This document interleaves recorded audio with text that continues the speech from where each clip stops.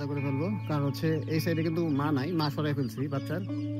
এই সাইডটা তো শুকাই, তো এখানে একটা বাচ্চা অসুস্থ হয়ে গেছে, মা শুকাই অসুস্থ করে ফেলছে, ওগুলো আপনাদের আগে দেখাই।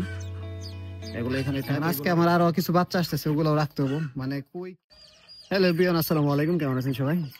আজকে হচ্ছে বাচ্চাদেরকে গাম্বরা ভ্যাকসিন করবো।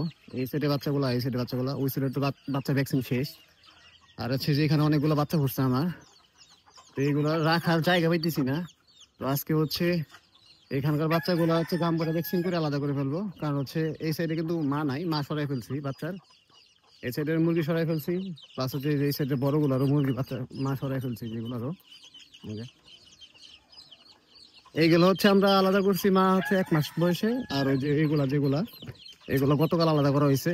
এদের বয়স হচ্ছে 15 দিন।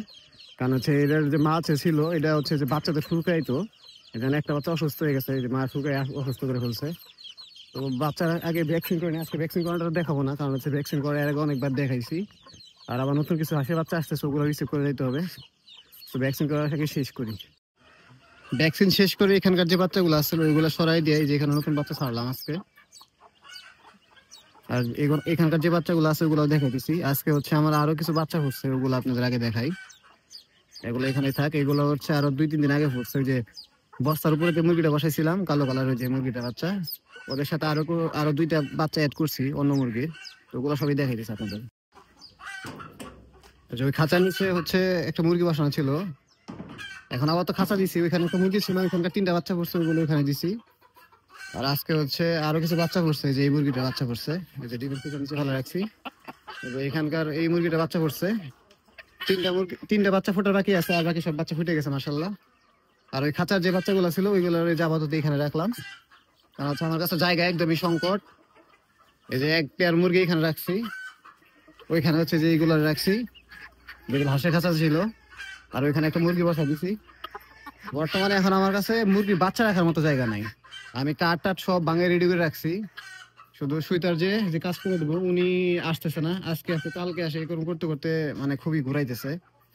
এখন আজকে আমার আরো কিছু বাচ্চা আসতেছে, ওগুলো রাখতে হবো, মানে কই কি রাখবো ঝামেলা পড়ে গেছি, একদমই জায়গা নাই।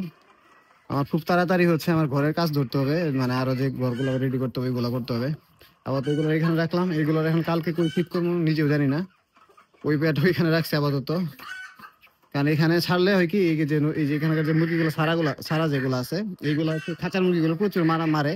এগুলো আমি গতকাল হচ্ছে কালকে ছাড়ছিলাম এখানে, কিন্তু মুরগি মায়ের অবস্থা কাহিল করে ফেলছে, এই জন্য খাঁচাতে রাখছি। নাহলে এখানে কিন্তু আমার পর্যাপ্ত জায়গা আছে মুরগি ছাড়ে রাখার জন্য, কিন্তু আসলে ছাড়তে পারতেছি না।